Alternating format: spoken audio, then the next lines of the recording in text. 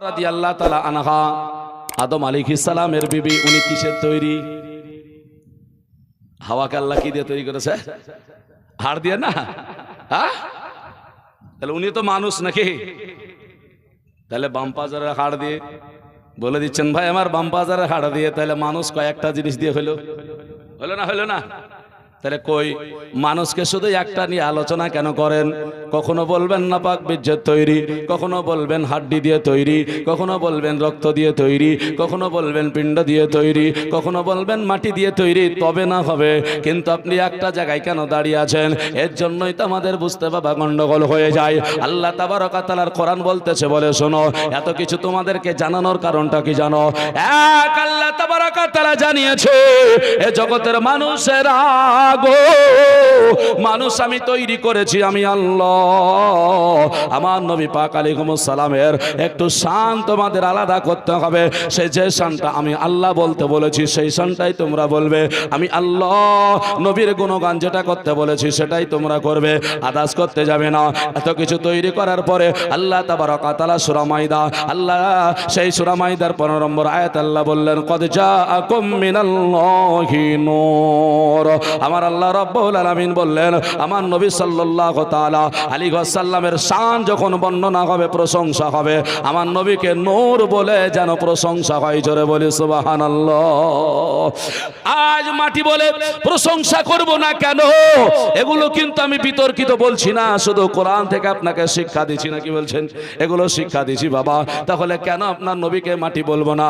এই কারণে বলবো না, আদম নবীর মধ্যে মাটি আছে, শীষ নবীর মধ্যে মাটি আছে, এগিয়া নবীর মধ্যে মাটি আছে, ইদ্রিস নবীর মধ্যে মাটি আছে, নূহ নবীর মধ্যে মাটি আছে, ইব্রাহিম নবীর মধ্যে মাটি আছে, খলিল ইব্রাহিম আলাইহিস সালামের মধ্যে মাটি আছে, ঈসা আলাইহিস সালামের মধ্যে মাটি আছে, আপনার মুসা কালিমুল্লাহর মধ্যে মাটি আছে।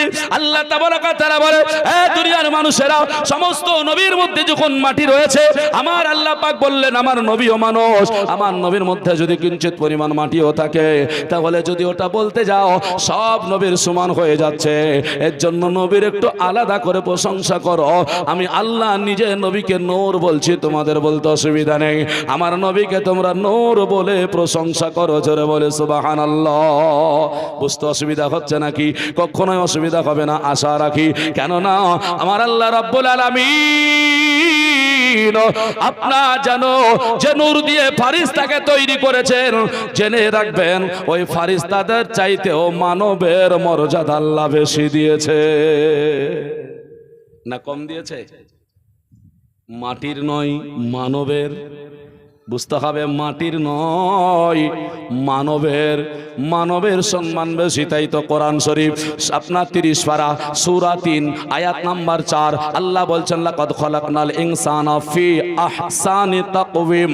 আল্লাহ পাক রব্বুল আলামিন বললেন, নিশ্চয় মানব জাতিকে আমি উৎকৃষ্ট আকৃতিতে ধারণ করেছি, মানব জাতিকে আমি শ্রেষ্ঠ জাতি করে বানিয়েছি। একবার জোরে বলা যাবে না সুবহানাল্লাহ?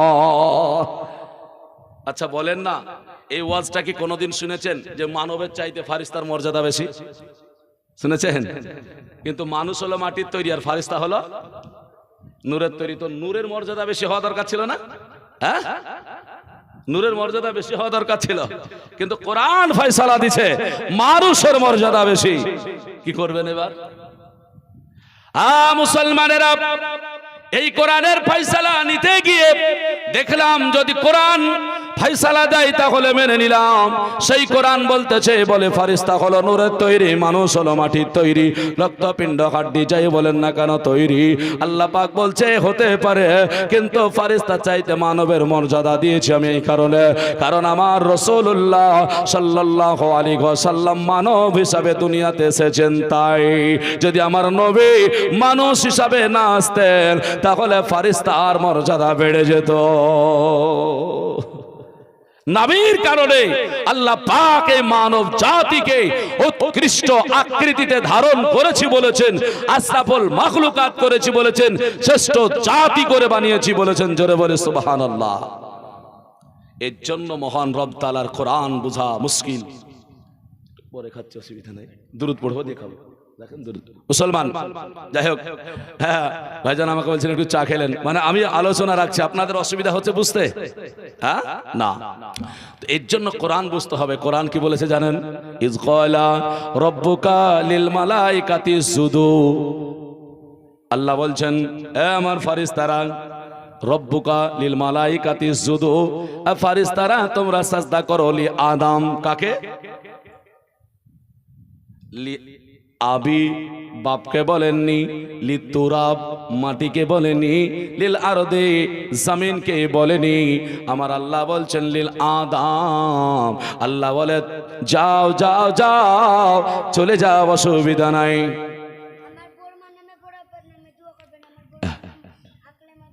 ঠিক আছে, যা হোক, এ মেয়েটি বড় মা আর বড় আব্বার জন্য দিয়েছে, মাশাআল্লাহ, আলহামদুলিল্লাহ। যাই হোক, দোয়া করতে বলেছেন, করব।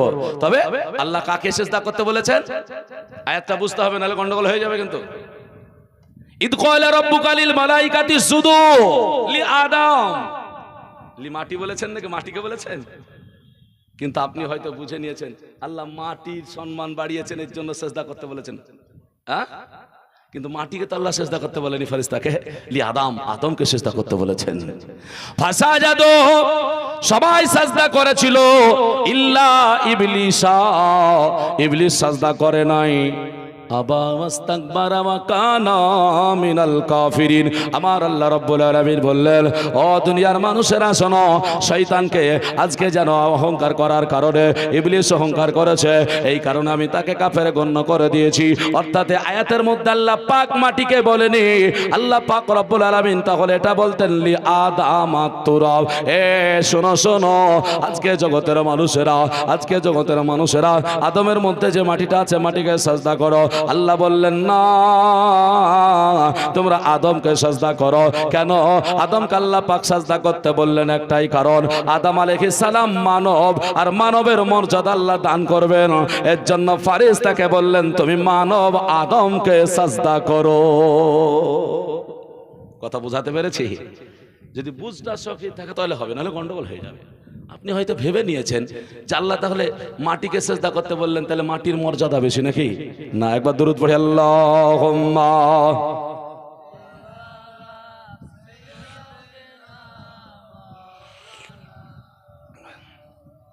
ওয়া আলা আলি সাইয়্যিদিনা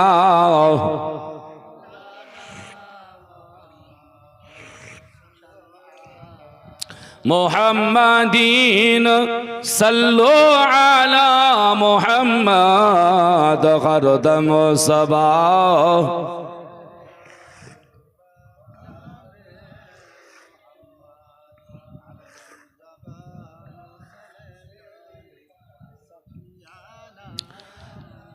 মুহাম্মদ সাল্লাল্লাহু তাআলা আলাইহি ওয়াসাল্লামের জন্য বাবা ক্লিয়ার আপনাকে বোঝাতে চাইলাম, এখানে আপনার যেন মাটির মর্যাদা বেশি এমনটা কিন্তু নয়। আল্লাহ তাবারক ওয়া তাআলা এখানে আপনার সৃষ্টি জগতে আপনার যেন ফেরেশতাকে নূর দিয়ে বানিয়ে আপনার যেন মানব জাতিকে সম্মান দান করলেন। আল্লাহর রাসূল সাল্লাল্লাহু আলাইহি ওয়াসাল্লাম মানব হিসাবে এই নবীর আলোচনা করছি বাবা, তাহলে নবীর শান কত। আরেকবার সামনে কোরআনকে নিয়ে যাই, তাহলে বুঝতে পারবো আমার আল্লাহ নবী পাক আলাইহিস সালাম সম্পর্কে আপনার যেন আরো কি বলেছেন। এ কোরআন তুমি আরো বলো আমার নবী পাক আলাইহিস সালামের শান কত। আল্লাহ তাবারক ওয়া তাআলা এই কোরআনকে সামনে রেখে আমার নবী পাক আলাইহিস সালামের আপনার যেন কথা বলতে গিয়ে বললেন, বলে শোনো, আর রহমান আল্লামাল কোরআন খলাকাল ইনসান আল্লামাহুল বায়ান। আল্লাহ তাবারক ওয়া তাআলা বলছেন, এই কোরআন সূরা রহমানের আপনার যেন প্রথম আয়াত আপনাদের সামনে পড়লাম, বুঝতে পেরেছেন না পড়েননি? আর রহমান আল্লামাল কোরআন। আল্লাহ বলছেন নবীকে জানো, যেই নবীকে আমি আল্লাহ কোরআন শিক্ষা দিয়েছি। জোরে বলবেন না, যে নবীকে আমার আল্লাহ কোরআন শিক্ষা দিয়েছেন, এই নবী পাক আলাইহিস সালামের মিছিল কি আর দুনিয়াতে হতে পারে নাকি? না, নবীর মতো কেউ নয়। এর জন্য আল্লাহ আমাদেরকে নবীর উম্মত বানিয়েছে। আমরা নবী পাক আলাইহিস সালামকে অসাধারণ ভেবে নিয়েছি। আপনারাও একই আকীদার লোক, একই মাসলার লোক, একই জায়গার লোক। এর জন্য আপনাদেরকে কোরআনগুলো আয়াতগুলো আপনাদেরকে শিখিয়ে দিচ্ছি, যাতে করে আপনাদের কোনো অসুবিধা না হয়, কোনো জায়গায় আপনার যেন ফেলোয়ার না হয়ে যান। কারণ চতুর্দিকে আপনার যেন ঈমান ছিনার জন্য অনেক মানুষ রয়েছে। আপনার শয়তান ঘুরঘুর করে ঘুরে বেড়াচ্ছে। আপনাকে আমাকে সঠিক জায়গায় দাঁড়িয়ে থাকতে হবে। আলহামদুলিল্লাহ, এর জন্য প্রথমে আপনাদেরকে আমি প্রশ্ন করেছিলাম মানুষ কিসের তৈরি, আপনারা বলেছিলেন মাটির। নবী পাক সম্পর্কে জিজ্ঞাসা করলে আপনারা বললেন নূর, কারণ আপনাদের আকীদা হলো আমার রাসূলুল্লাহ নূরের তৈরি। নাকি বলছেন? এই আকীদা রাখতে হবে বাবা। আল্লাহ পাকে মর্যাদা দান করেছেন, সওয়াব দান করেছেন আল্লাহ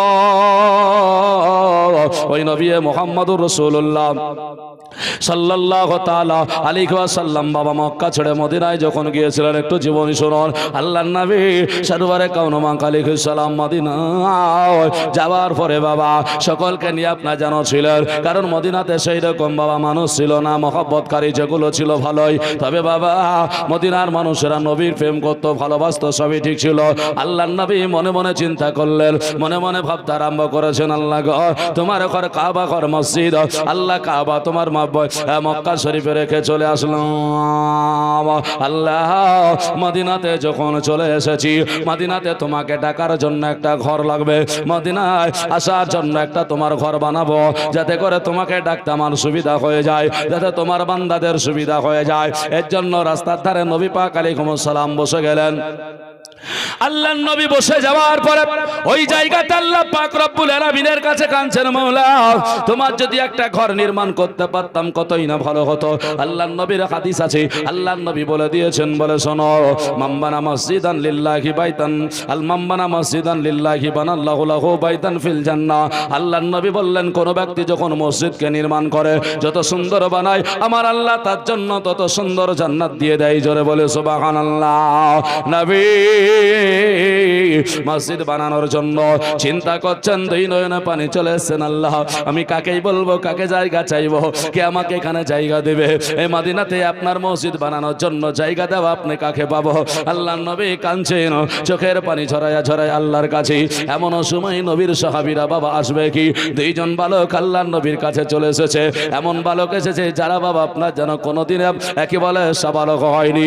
ওই বালক দুটো নবীর কাছে এসে বলছি, ইয়া রাসূলুল্লাহ, ইয়া হাবিবাল্লাহ, নবী গো,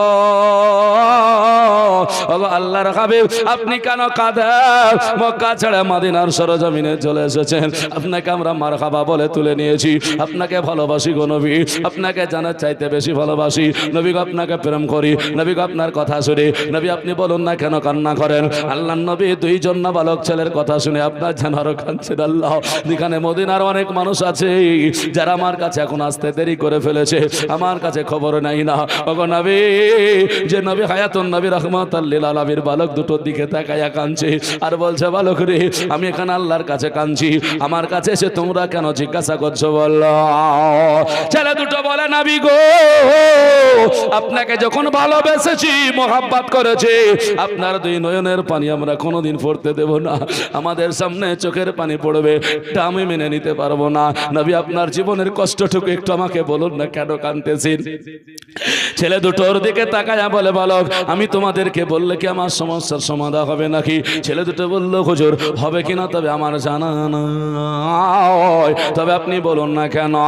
আল্লাহর নবী ছেলে দুটোকে বুকে জড়িয়ে ধরলেন, বালককে বলছেন, বালক রে, আমি যেন খোদার ঘর বানাবো, আমি তো মক্কা ছেড়ে চলেছি, মদিনায় আমার কেউ নাই, তোমরাই সব এখানে, তাই একটু জায়গা না হলে তার ঘর বানানো যায় না।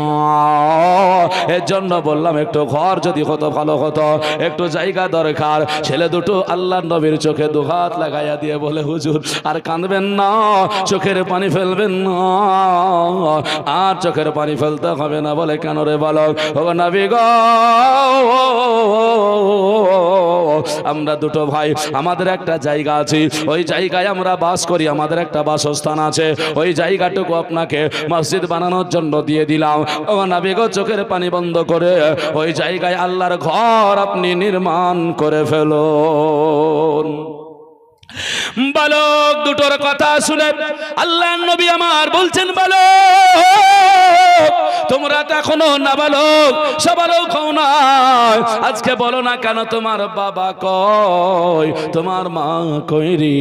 যেমনই বাবা কই মা কই বলা গো।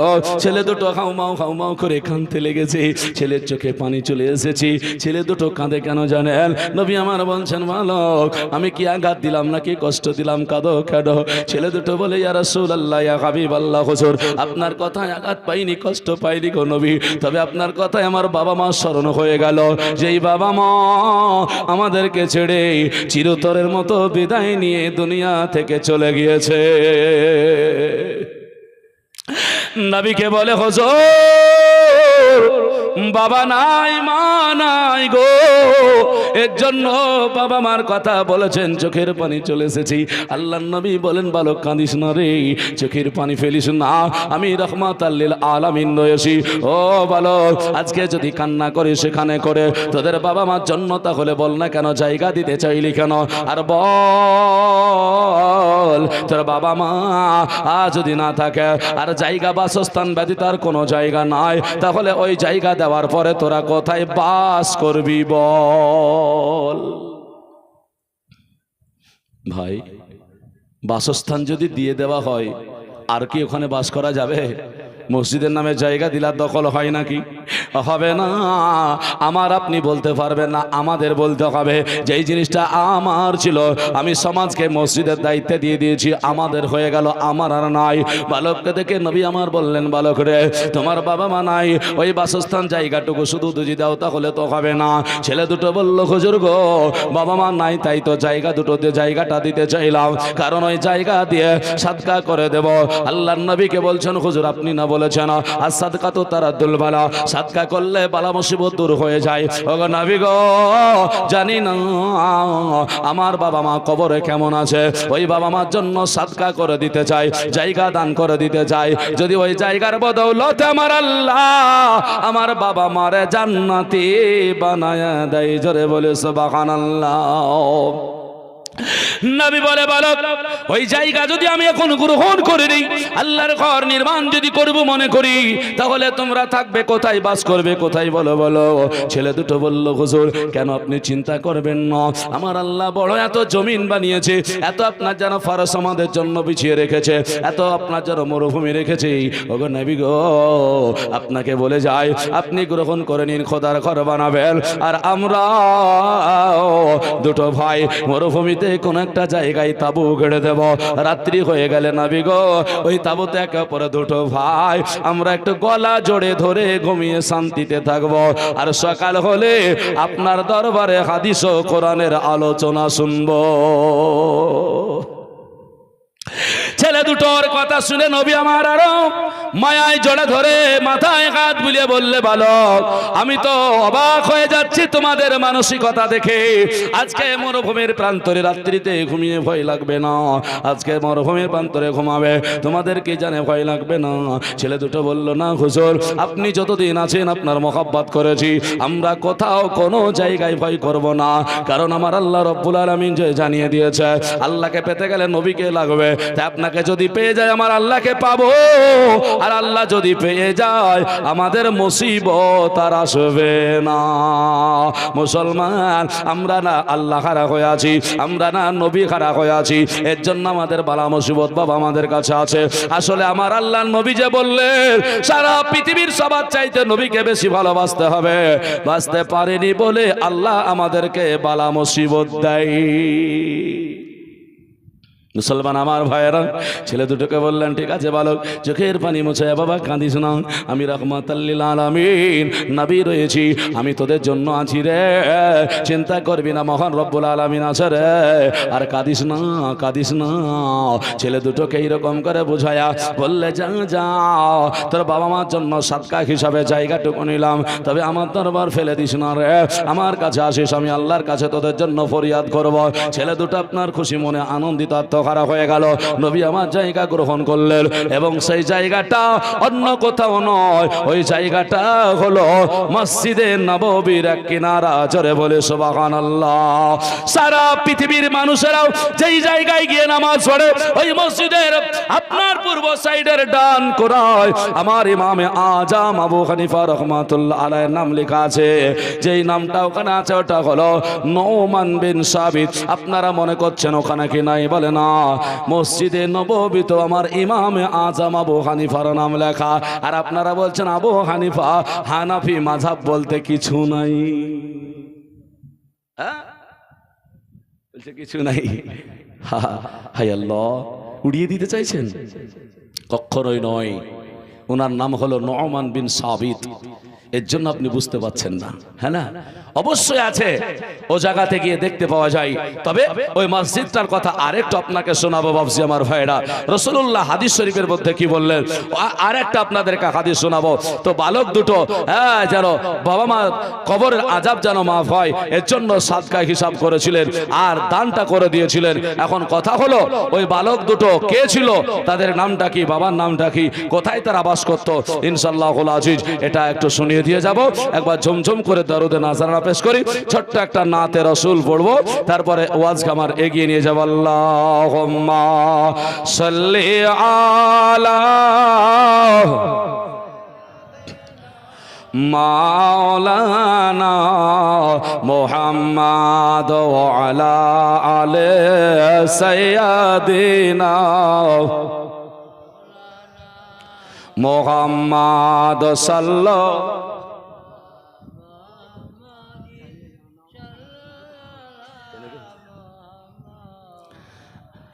हरदम सबा औशन कालो पाक नामे मोहम्मद मद हमन बोले नबी नबी अमर प्राण बोले नबी नबी ताई तो दोय नयने भाषे मदीना छवि ताई तो दोय नयने भाषे मदीना छवि আমাদের মন বহলে নবী নবী ইয়া রাসূলুল্লাহ ইয়া হাবিবাল্লাহ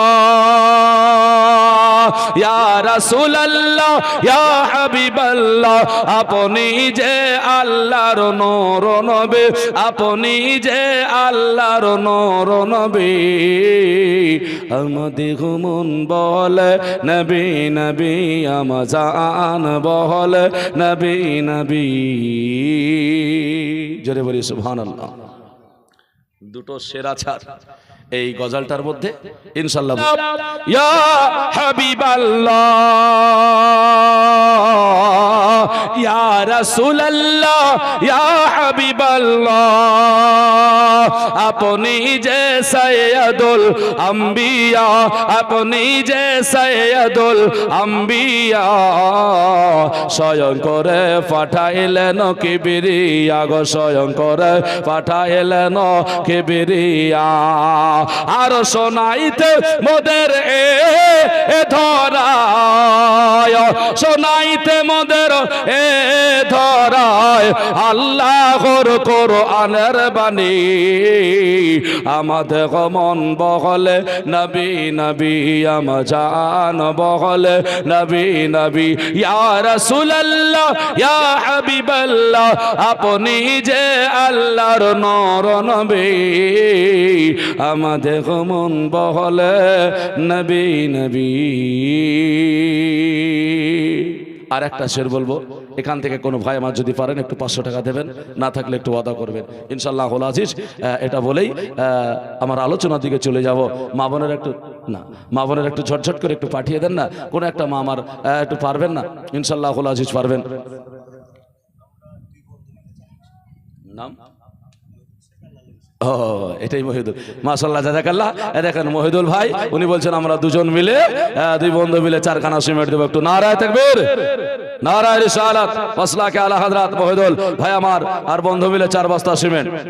ঝটঝট করে আপনারা বিরক্ত হচ্ছেন নাকি? কারণ আপনারা বসে না থাকলে তো হবে না, নাকি বলছেন? এটাও তো দরকার। নাম শহীদুল মোল্লায় দেখেন 500 টাকা দান করেছে, নারায়ে তাকবীর।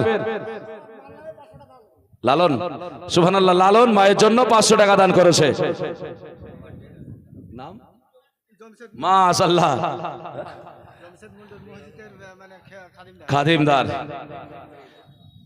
নবীর দাদা ছিলেন কাবা গৃহের খাদিমদার, আর জমশেদ চাচাজি আমার মসজিদের বর্তমানে খাদিমদার। উনি বললেন যে আমি মসজিদের উন্নতির জন্য 1,500 টাকা দান করব। নারায়ে তাকবীর, নারায়ে রিসালাত। 1,500 টাকা দাতা জমশেদ চাচা, জোরে বলি আমিন। আল্লাহ দানকে কবুল করুক, সুম্মা আমিন। মাশাআল্লাহ, জাযাকাল্লাহ।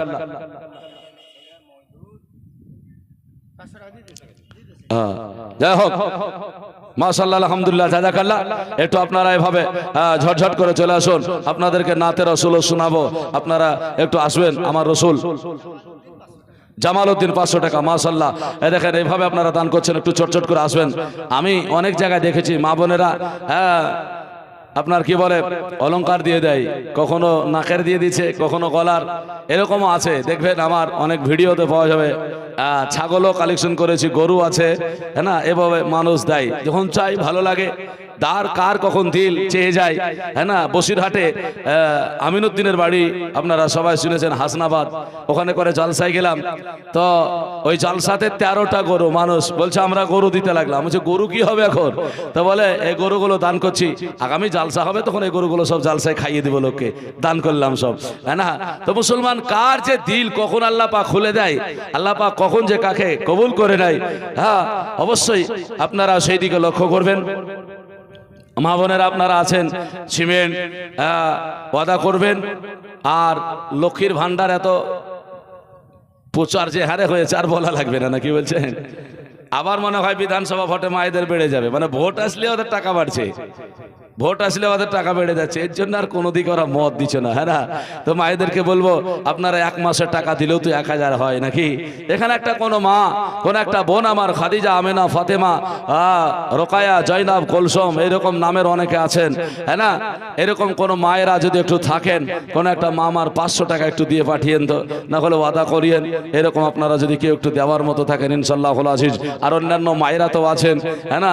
এর জন্য আপনাদেরকে বলবো আপনারা সকলে চলে আসবেন, হ্যাঁ, আর সকলে দান করে যান। আল্লাহ পাক আপনাদের দানকে কবুল করবে। দুরূদ পড়ে আল্লাহুম্মা সাল্লি আলা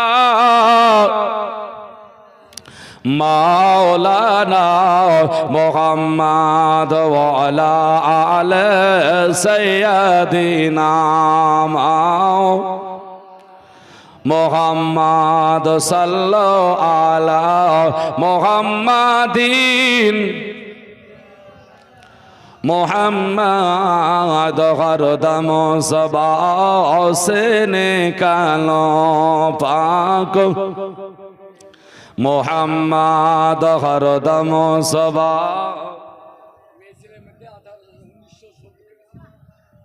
মোহাম্মদ সাল্লাল্লাহু দেখেন, দেখেছেন মা বোনেরা আমার 1970 টাকা পাঠিয়েছে ভাই, মহরম ভাইকে দিয়ে, মাশাআল্লাহ, জাযাকাল্লাহ। হ্যাঁ, মা বোনেদের দান অনেক, এই ঝুরঝুর করে দিতে দিতে যতক্ষণ জালসা হবে মায়েরা ততক্ষণ দিতে থাকবে। কারণ কি জানেন, একটা ওয়াজ আছে আমাদের ভারতবর্ষের হুজুর হাফিজে মিল্লাত আলাইহির রহমা, উত্তরপ্রদেশে আল জামিয়াতুল আশরাফিয়া মোবারকপুর, বড় মাদ্রাসা, প্রায় 50 বিঘা সম্পত্তির উপর মাদ্রাসা একটা ছোট আছে। আর টোটাল যদি আপনার ওর এরিয়া হিসাব করেন তো প্রায় 400 বিঘা সম্পত্তি, বুঝেছেন? এত বড় মাদ্রাসা আছে। ওই মাদ্রাসায় হুজুর হাফিজা মিল্লাত আলাইহির রহমা উনি একদিন আলোচনা করতে করতে বলছেন, বলে যার কাছে যা আছে একটু দান করেন না। তো যার কাছে যা আছে 1 টাকা 2 টাকা 5 টাকা যে যা পারে দান করে। একজন মহিলা অবাক হয়ে গেলেন, মানে ওর আঁচলে 1 টাকাও নাই, 1 টাকাতে দান করবে, 1 টাকাও নাই। তো উনি কি করছেন, ওনার কোলে কিন্তু একটা আল্লাহ দেওয়া বড় নিয়ামত, একটা বাচ্চা ছেলে আছে, দুধের বাচ্চা, কথা বলতে পারে না। তো উনি চিন্তা করছেন, আল্লাহ নবীর ঘর, আজ তো আপনাদেরকে আল্লাহর ঘরের জন্য চেয়েছি, আর উনি নবীর ঘরের জন্য বলছে, আল্লাহ নবীর ঘর আর জালসা শুনতে এসেছি, আর হাজরাত 1-2 টাকা করে যে যা পারবে দিবেন, কারো কাছে চাপ নেই, যেমন আছে তেমন চাইছেন। আমার কাছে তো 1 টাকাও নাই, আর গরিব মানুষ, বাড়ি থেকে এনে দেবো এমনটাও ক্ষমতা নাই। তো উনি করলেন কি, চিন্তা করে করে দেখলেন আল্লাহ পাকের বড় দেওয়া নেওয়াত। এই বাচ্চাটাকে নিয়ে গিয়ে হুজুর হাফিজে মিল্লাতের দরবারে দিচ্ছেন, হুজুর এটা আপনি নিয়ে নেন। আচ্ছা বলেন, বাচ্চা যদি হুজুর নেন কাজে লাগবে? মাদ্রাসায় কাজ হবে, মসজিদে আপনাদের কেউ একটা বাচ্চা দুধের লিসে দেয়, ঝামেলা বেড়ে যাবে না? ওকে মানুষ করবে বলেন তো দেখি, আরো ঝামেলা বেড়ে যাবে। কমিটি বলবে হবে না, হুজুর ফেরত দিয়ে দেন। ভাই কি হলে চলবে না তো। মেয়েটাকে বলছে মা এ বাচ্চা কি হবে? বলো হুজুর 1 টাকাও নাই যে দান করব, তো মনে করলাম আল্লাহ দেওয়ার নিয়ামত বড়, এটাকে দান করে দিই, তাই দিয়ে দিলাম।